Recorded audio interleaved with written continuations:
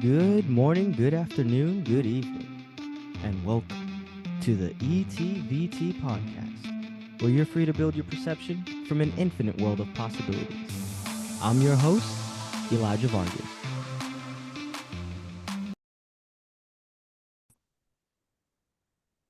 All right, ladies and gentlemen, welcome back to the ETVT podcast, where we're all about perception. Today, I bring a special guest. I am going to let you guys know now that the reason why I chose to have this guest on the podcast is because I have personally operated with him under tense environments, and I've gotten to know enough about his story to recognize a lot of wisdom that he holds. And this is one of those situations where I knew immediately that this was a perception that I wanted to have shared with you guys. So without further ado, I am proud to introduce one of my chiefs, Mr. Terence Sears. How's it going, sir? Hey, I'm good. I appreciate it. No, you didn't have to put all the weight on my name. Now people are gonna be looking at me like I'm somebody important in life, but all is good. No, you know what? No, listen. I would consider you to be an important being because you lead by an example. You know, you you know what? I'm not gonna say too much about your story. I'm gonna let you do that. So let me start with this. So obviously, this is the famous podcast question. Right. Talk to me about how it started, Chief. Let the people know because it's so fascinating, to see, to get to be a part of, to get to experience who you are and what you've developed given where you came from. So, in your words, please let us know. Okay. So what I'll do is give you what I do now. So the foundation is laid, right? So you have the build up. So right now I just accepted a position as the senior network engineer for company can't be named, whatever, and that's fine. But prior to, I was the senior database administrator. Prior to that, sysadmin, right? Um, that's all I get on that little tidbit right now. But before, humbling beginnings, um, not the best situation growing up. Um, I don't know if anybody's familiar with Bessemer, Alabama. It's a little rocky story, right? However, from there, I did have some family members that were able to step in and show me something different. So I moved to Virginia for a time. I was like, oh, well, life is not all about the hard knocks and whatever like that, right? Right. So I stayed in Virginia for about 3 or 4 years, moved back to Alabama and did eighth grade and then finished up high school. Of course, I played football, had the opportunity to go to college and play football. I chose not to. Like I said, unfortunate situation growing up, and I have two younger brothers. So I was like, look, if I join the military, I'll be able to support them in their endeavors, whatever they need to do, whatever. So that's the route I took. Um, what's crazy is I remember my grandma telling me, hey, you need to get involved in computers. And I was like, computers? I'm not doing no computers. What you talk about, old lady? We're not doing that. And her words exactly is like, no, computers are the wave of the future. And I was like, you sound like a hippie. We're not doing that. Like, what are you talking about? So when I joined the military, I was initially supply. Okay, yeah, I didn't know that. Okay, Yeah, okay. yeah, I was a 92 Alpha. I was initially supply. And we were getting ready to deploy to Afghanistan. And my company commander came to me, and now I'm brand new, right? I had been Right. in maybe 6 months. Company commander came to me and was like, hey, do you want to go to 25 Bravo school, which we both know is information systems. At the time, only thing I knew was 11 Bravo. So I hear Bravo automatically. I'm just, oh, you want me to kick you indoors? Oh, no, ma'am. We are not doing that. So she's like, no. I don't know what she thought that I was thinking, but that was my thought process at the time. So she was like, oh, no. I know what you're thinking. Let me send you to school. If you enjoy it, then we'll keep you here. I'll put you in a section, whatever. So went to school, and it was like it just came natural. I have no idea.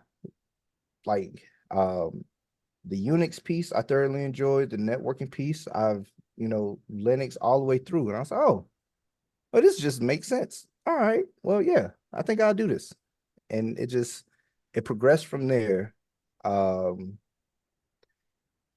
Military career was what not was is kind of crazy lessons learned, right? So Absolutely. what I would say is I was a 9-year E4, right? So don't judge me. It's crazy, right? But what I will say You got is it. That's all you, bro. it happened. It happened, Mhm. but to no fault of my own. And I found that out later, right? Right. What happened was I got back from the Afghanistan deployment. I deployed to Kuwait, and then when I got back, got introduced to some people, and they were just like, "Hey, well, you should move to this unit, JFHQ, right?" So in that transition, of course, you have to out process. So in my out processing, it was mentioned to me, person will remain nameless, right? Absolutely. Hey, we don't necessarily like who you've been hanging out with, but now that you're leaving, hopefully you'll do something with yourself now. So in this time, I've never failed a PT test. I've done whatever I need to do, right? I mean, but it's just association. Right. So Right. from there, it was I no longer want to be subject to that, right? And if I can mentor, I'll mentor and continue on doing so. So as soon as I left, went to JFHQ, I immediately dropped my warrant packet. Um, Now that's military side of the house. Double back to civilian.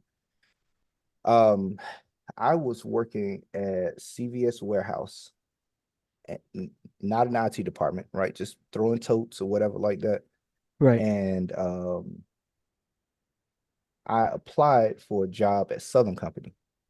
So if you don't know, you have Alabama Power here, then Southern Company is the parent company to that. Applied for an IT job there and got it. I was like, whoa, wait, off of nothing? Like what's hold on, okay. Let me cherish this moment. I'm gonna do what I need to do. And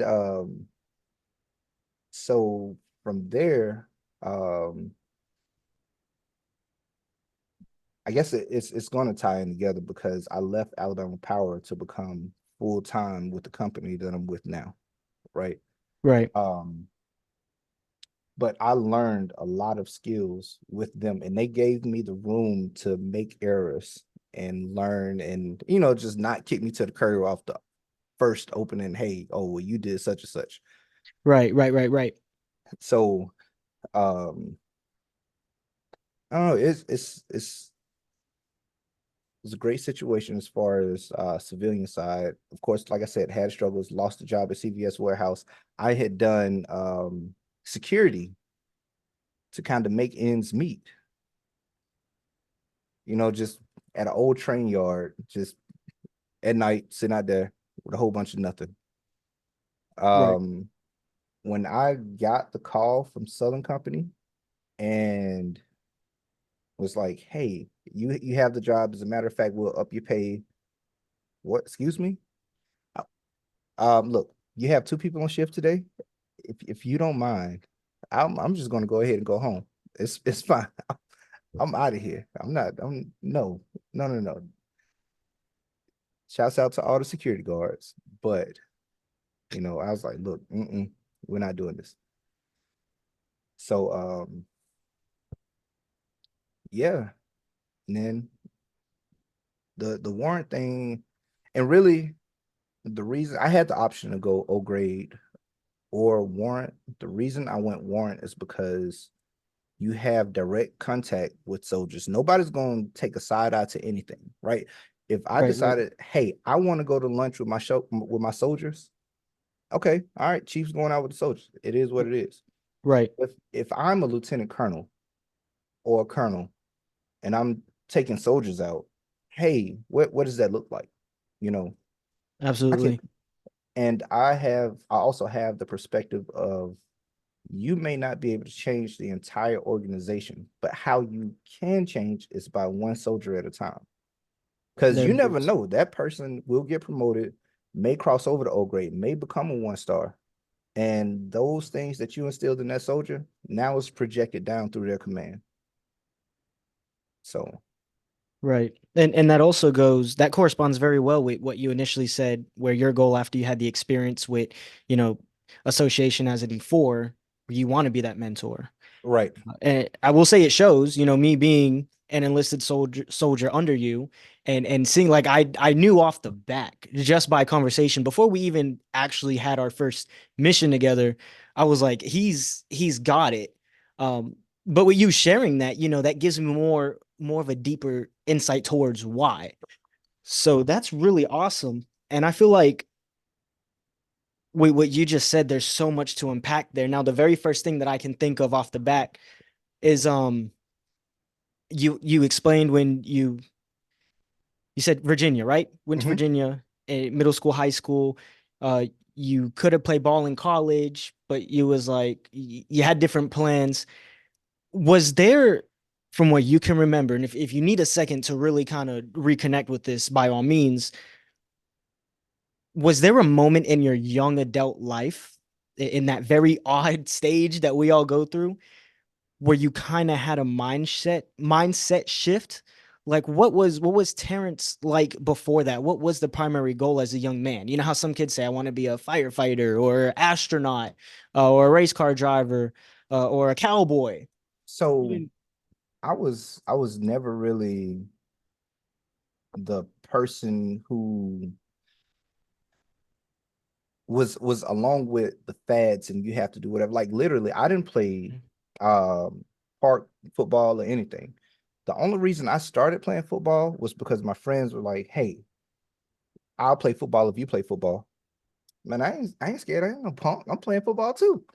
right, right. It just so happened I turned out to be good at it, and it was hey, well, this could be a thing, right?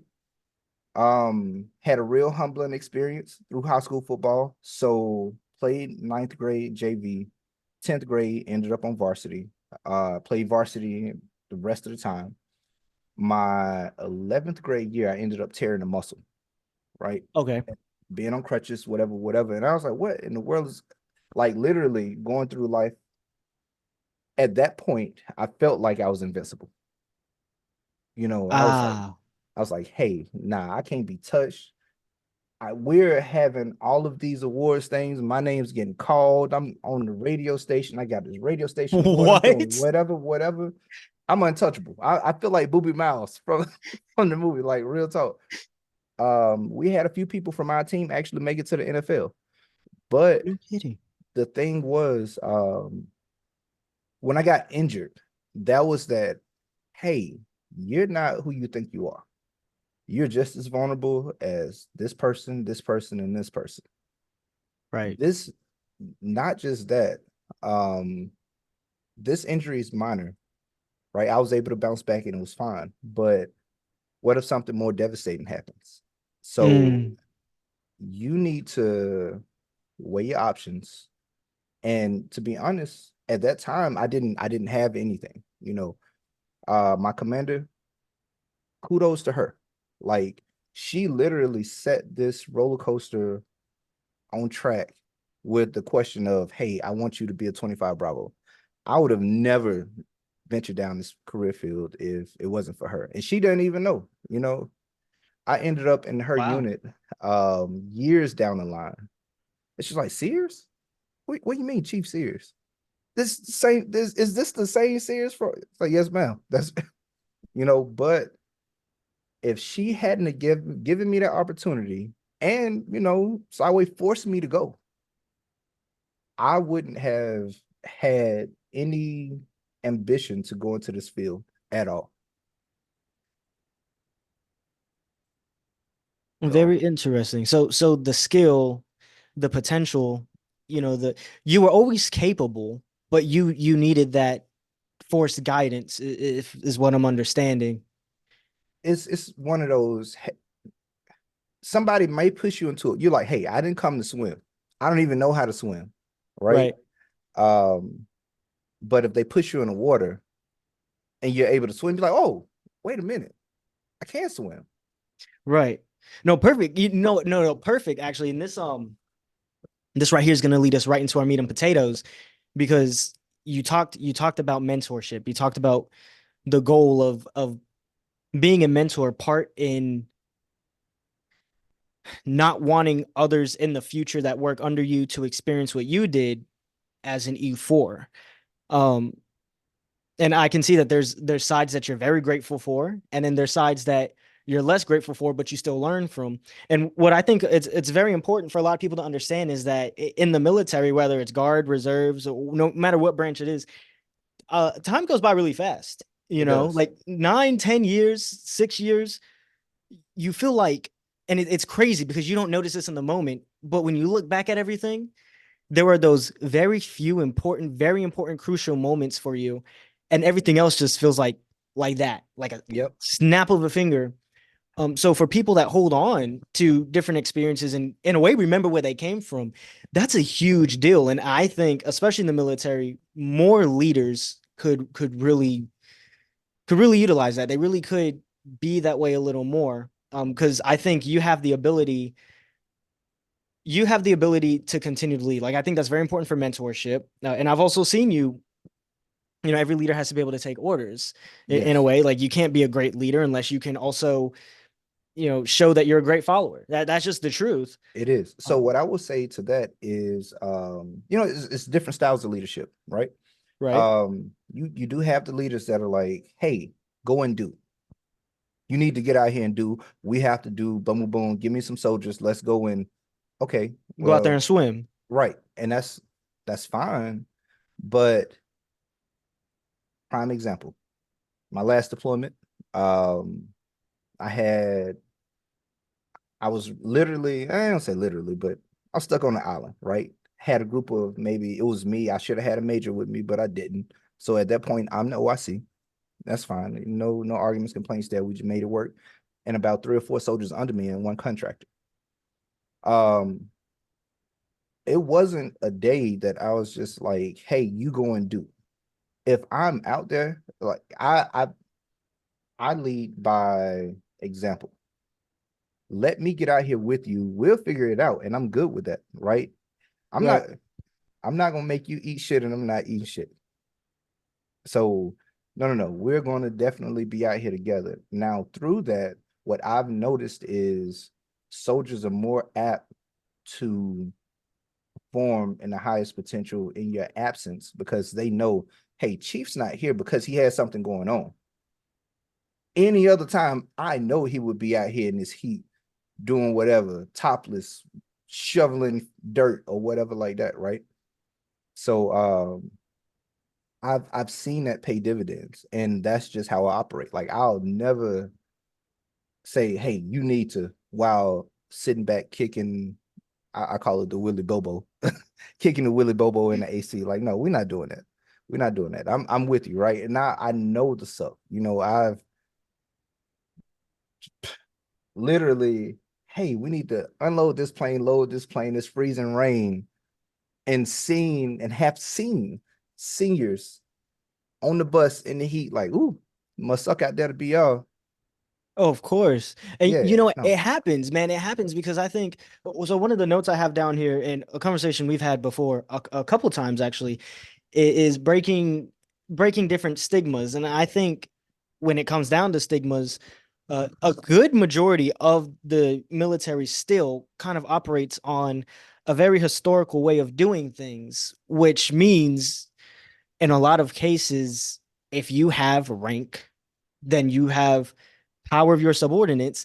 And a lot of those will take that as, well, that means they need to do this and I don't. Like that's but the what simplest way I can put it. the problem is, you'll run into the rank getting respect, not the person.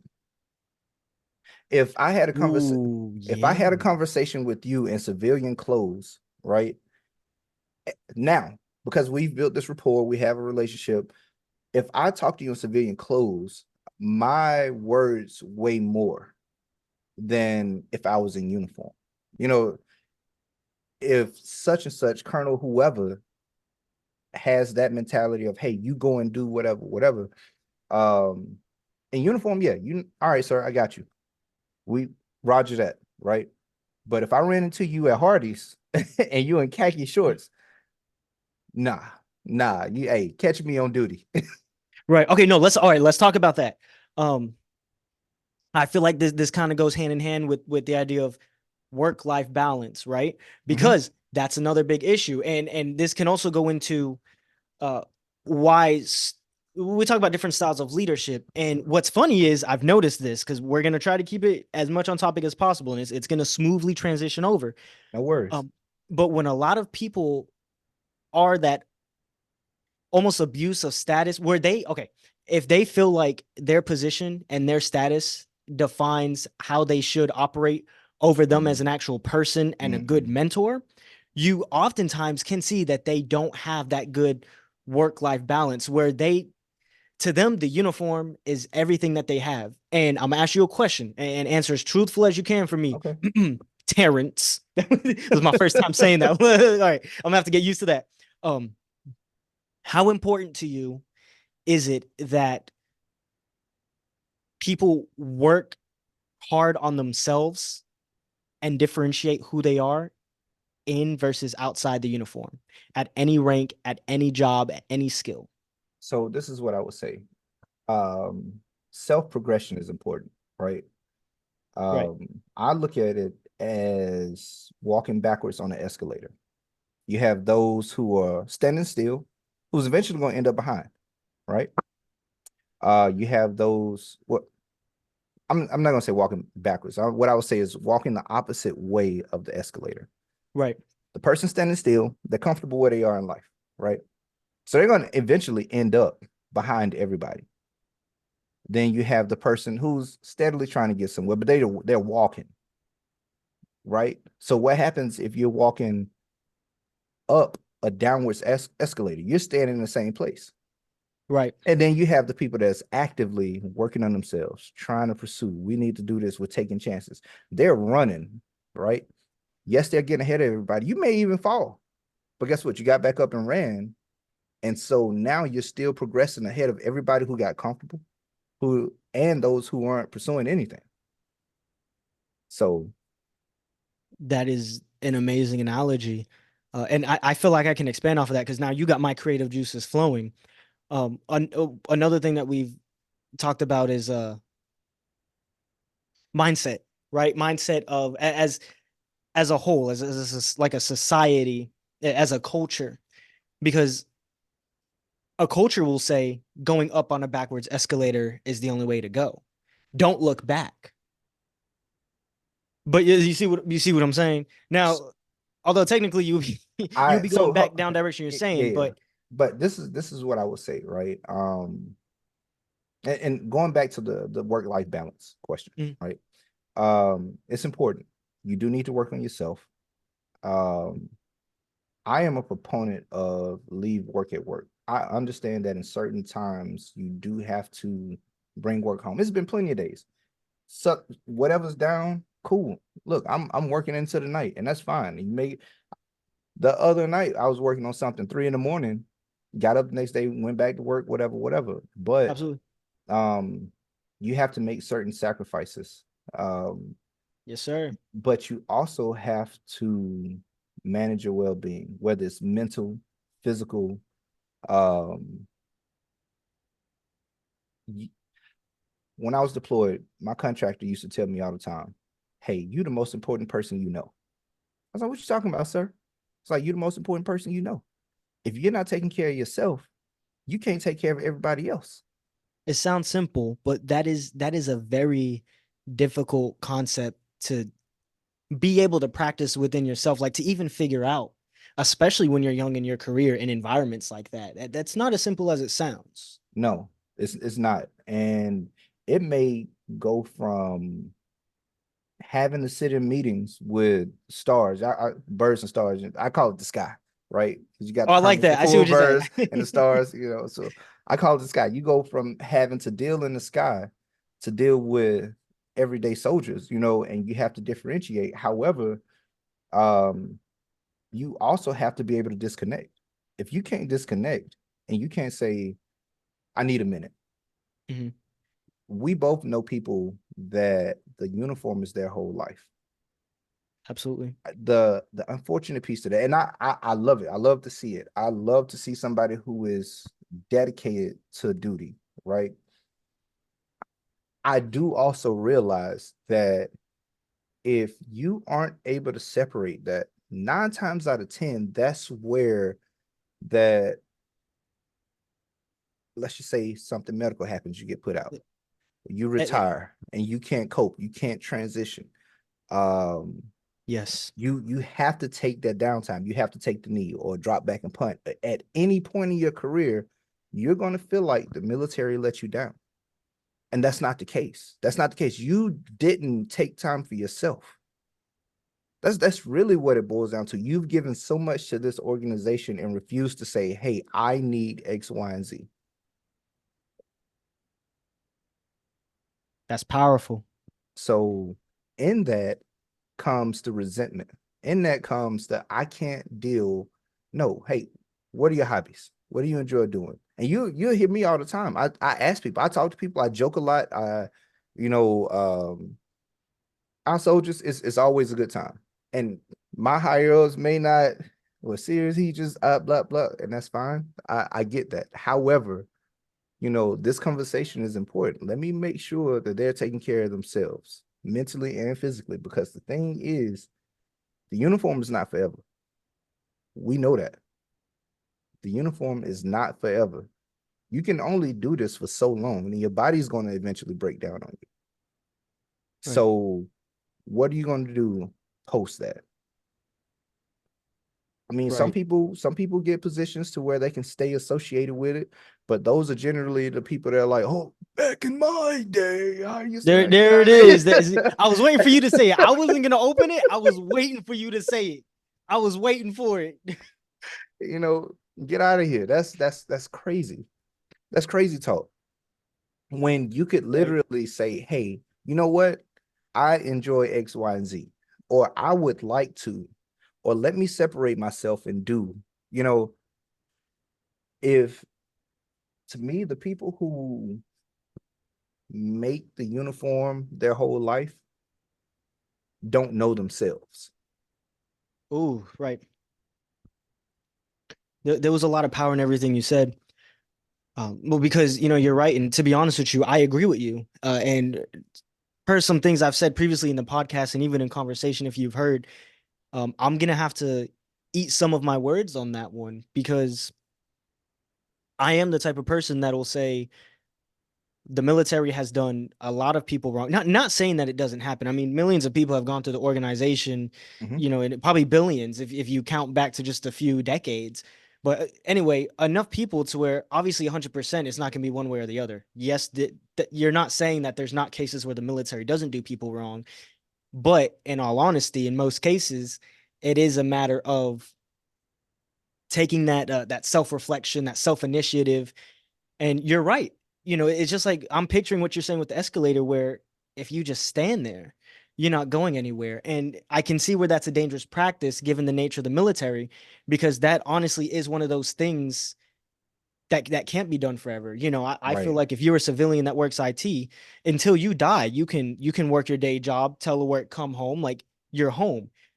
But the military it's a very physically and mentally taxing and demanding field. And if I'm not mistaken, there's actually I know somebody that's a retired CW3 who had put in to go CW4, and they denied him, and they was like, look, either you're gonna retire or you're gonna sit here and do nothing. Like some Right. people, yeah, that's a legit thing. So I understand what you're saying, and I appreciate that, because for me, that's like, okay, I need to understand, especially when younger soldiers are coming to me, because I'm learning, about when I learned from you, and this is definitely why I had to have you on this podcast, is because I've learned in this new group that I'm in, despite how much crap I talk, I talk a lot of crap. Um, I can't deny that I've learned a lot about being a leader from the people that are there.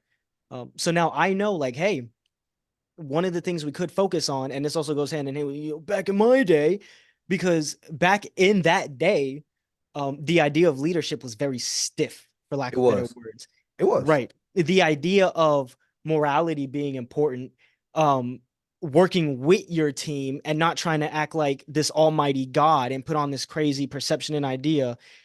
You know, what's happening is people are starting to figure out that part of having a successful system isn't necessarily defined by the short term, hey, we got this mission done, especially if you did it in a way that's like,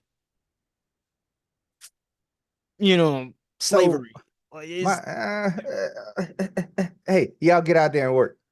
Do what you need to do to right. make it right. Yes, it's mission So accomplished, but at at what and to whose expense? And bingo. and what is the morale of the worker bees at that point? I hate to call soldiers worker bees, but you know, the it's a real thing, you know. Absolutely. Let me get out here. I'm working with you. Look, I might say, you know what, we need to go out here. We got to set up X, Y, and Z. And I remember the speech I gave because I give it to everybody. My thing is when it comes to IT, everybody will say, oh, well, this is notional. It's never notional for us. Because you let that general one time can't send an email. You let that colonel one time can't call out to the real world. Go Mm, get the 6 shot. Like, no, mm. it's never Come banging notional down the for us. door. Right. It's never notional for us at all. You know, oh, well, this is just exercise. It's never exercise. I had a sergeant major. He passed about, I guess, about 10 years now, 10 years ago. Oh wow. Um, he was a sergeant major while I was at E4. I was getting ready to deploy to Afghanistan. We were in Kentucky doing our validation, right? And had a subfloor running cable. And he was like, hey, specialist, let me talk to you for a second. I was like, man, what's going on, Sergeant Major? You know, whatever, whatever. I'm sweating. We up under here, tops off, hands and knees and dirt and grime. He was just like, I don't care how far you make it in this organization. I don't care how high you go. You're never above running cable. Whoa, whoa, whoa. A sergeant major told you that? A sergeant major. And he was like, look at me. I'm a sergeant major in a subfloor with the E4 right now, running cable. You're never above running cable. Humbling experience, right? I didn't know where I would be 15 years down the road. But what I would say is, he was like, hey, you're never above a E1, a E3. There are people too. You need to move accordingly. You can't just sit here and say you need to do X, Y, and Z. No, that is not the case. You treat them how you would want to be treated, you know. And that was his MO. He was out there in the smoke pit with the lower enlisted. He Mm-hmm. was working in the trenches with us. When we went to Afghanistan, it was 120 degrees, and we in the roof rerunning KO. He was there. You know what I'm saying? So Right. I'm happy that that was something that I got to experience. It was one of those things that sucked when you're going through it, but in hindsight, you're like, yo, he was right. He's right, and that whole mentality is right. You know, it's funny because there's a lot of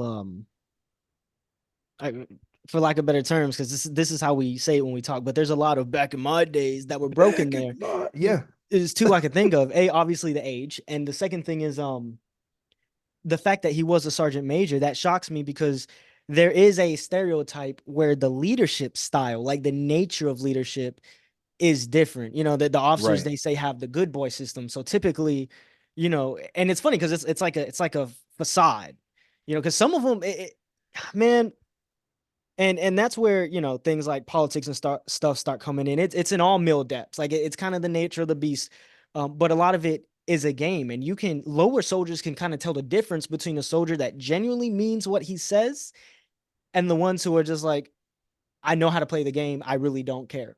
right. So for him to be a sergeant major and to have such a powerful message, and you know it was powerful when you can sit here. You said he died 10 years ago. 10 years ago. You can sit This here. was 2000 and because we deployed 2009. So this was 2008 when he told me this. And this stuck with me throughout the years. That is amazing. And that just shows the power of, and this is what I want people to understand. This is the whole point of this. Because when you lead by an example like that, things change. That simple statement that he gave you had such a powerful impact in developing the man that you are now. Like soldiers like myself that you work under for the 10 years, half a decade to come are impacted by words that he told you. You know, there's this thing with energy. And I truly do believe that everybody carries their own energy. And, you know, you want to talk about leaving a legacy, you know, it's the whole thing. You know, us as men, we like the natural ability to be a father. We want to teach our sons and our daughters right. We want them, you know, we want it to be where down the bloodline, it's my dad, my grandpa, my great Right. grandpa. Like we like to be the roots of a good set of generations. I'll tell you something that's funny. So I was talking to my friend the other day, and so same situation, right? We're the same age. We went to high school together. Our wives are a little bit older. We have kids around the same age. I think his son's like a year older than my son. His daughter's a way older, way younger than my daughter. Mm, But he also has some adopted kids that's around my daughter's age, right? right. He, we were at his house, sitting out back, just listening to reggae, vibing in the times, right? And so he was like, you know what's crazy? If your son don't want to be like you when he grows up, what kind of father were you? If your son wants to be like somebody else and not you, when you're constantly there in his life, day in, day out, what kind of father were you? I thought that was funny, but it was true. I was like, hey, that is a bar, sir. That is, you don't even know it. We were just That's a out gem. there, reflecting on life because we grew up, same place, came up, same time, whatever, whatever. Like I said, I left, I came back, and we were just reflecting on life. I was like, yo, that is a bar. That's yeah. You see, you don't hear people having those conversations. You know, that's I feel like I just had like a new portal unlocked in my head. I'm like, wait a minute. I never thought about it like that. That's something solid. Like, and so to bring it back to the professional realm, Right. I know that, you know, I retire, whatever, I transition, I get out of here, whatever, whatever, uniform hung up in the Raptors. Hey, Hall of Fame. Somebody, hopefully, somebody's gonna be like, you know what? I had this one chief, he was cool as hell. Chief Sears, hey, he was cool as hell. I need to be like him. You know, It, right. if that happens, even with one, then my goal was achieved. And let's not get it twisted because some people may hear this and be like, "Oh, well, the point isn't to be cool." And I think if you say a statement like that, you know, you're a little simple or closed-minded because that term Well, "cool" used in this context means a even lot if of it's not things. cool, but what they need to realize is cool simply means personable. He Hmm. understood me. He Right. was able to sit down and talk to me when nobody else could. He was able to understand where I was coming from at this time to do X, Y, and Z. You Right. know, cool is not faddish in this context. It's more of a, hey, he gets me, you There it know. is. So yeah, and I know we've had conversations before, and I'm, hey, no, no, no, no. Ignore what they're saying. You know, what's X, Y, and Z? Does Right. the math? If the math ain't mathing, then what are we really talking about? You know, like, Absolutely. um, I'm a realist and I get the side eye from a lot of people because I do approach situations like that. However, um, it pays dividends to the soldiers because, like I said, this E3, yeah, you might be dogging this E3 right now, but he'll be the next sergeant major. He'll be the next one star. He'll be the next full bird over whatever battalion going to whatever. You know what I'm saying? So 100%. no, no, no, no. And I had I had a full bird. I'm gonna tell you the story. So I was on post, not even a W1. I was just a WOC, a warrant officer candidate at the time, right? Mhm. You know, Chief Cottles, I throw him out there. Absolutely. So I he plan on was, having him on next. yeah. So Cottles was an E5 at the time, right? Mm. And so me, warrant officer candidate, Sears, and E5 Cottles, we go out for drinks at this little local barbecue spot. and my commander walks in and his entourage. And he looks over and he's just like, "Hey, Chief." I was like, "Hey, how's everything, sir?" Blah, blah, blah. So, they go and sit down. Okay, that's fine. The very next morning, we have a Cub commander's update brief. All right. And so we're sitting there and he's just, "Hey, so what'd you have?" I was like, "Oh, I had the ribs, dry rub, no sauce. You don't need no sauce. The barbecue spot was amazing." So, "Oh, okay. Well, did you have anything to drink?" And I just looked, I was like, because I knew where he was going with that. Right. And I said, "Yes, sir, I did." "Oh, okay, okay, okay. And you drove back to post, huh?" I said, "Mm, yes, sir, I did." And that right there is why we need an all ranks club on this installation. He didn't jump down my back, Mm, but the okay. fact that he's like, "Look, I'm forward thinking. I'm looking at the soldiers. I need to do X, Y, and Z. We need to make this move to make sure whoever is safe and not risking their lives." Love it. Yes, Love it. 100%. I'm all about it.